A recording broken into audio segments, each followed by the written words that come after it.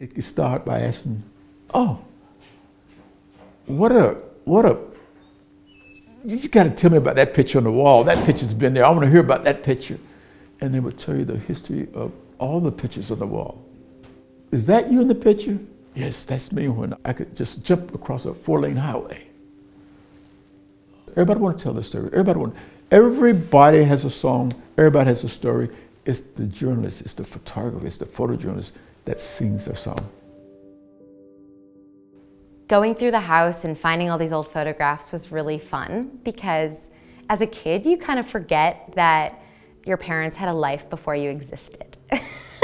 It sounds silly, but their life revolves around you, but actually, in fact, they had a life before you existed. And to really see these old images and hear the stories of who they were really helped me understand how it came to the place where they were able to deal with this situation of the cancer. I learned about their background, and I could look in these old photographs and see the adventures they took together and the good times and even the bad times that were documented. Pictures of my mom pregnant with me. You know, like there were just so many stories that maybe if we weren't in this situation, we might have never even talked about. When I look back at those old pictures, those black and white, beautiful black and white pictures from, Iraq or from New York City in the 1940s and 50s, it's like not only brings me back to a different time, but it reminds me of, in a sense, almost like the continuum of history that just my little family represents.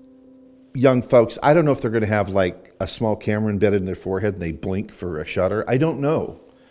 But I would want to remind them that in the end, you will be telling the story the same as I told it, the same as Carl Meidens told it.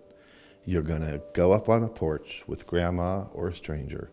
You're going to chew the fat. You're going to share what you have in common.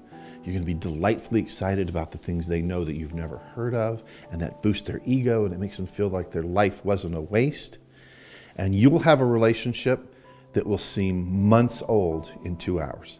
Our daughter, who's 21, she'll often be very interested to look at old family albums to learn about her past. So we're learning through our kids their hunger, their desire to learn more about who they are, where do they come from.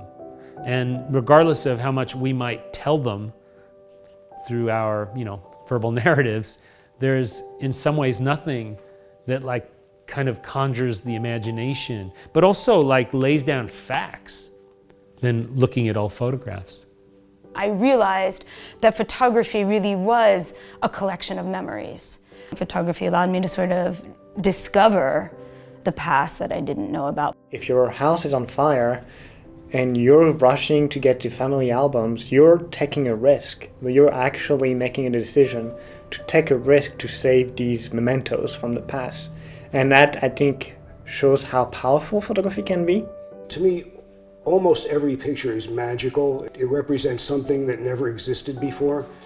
And often, pictures that seem very routine now take on much greater significance years later, which is a reason why I rarely, if ever, discard a photograph. Even the ones that look like accidents or mistakes, I save almost everything.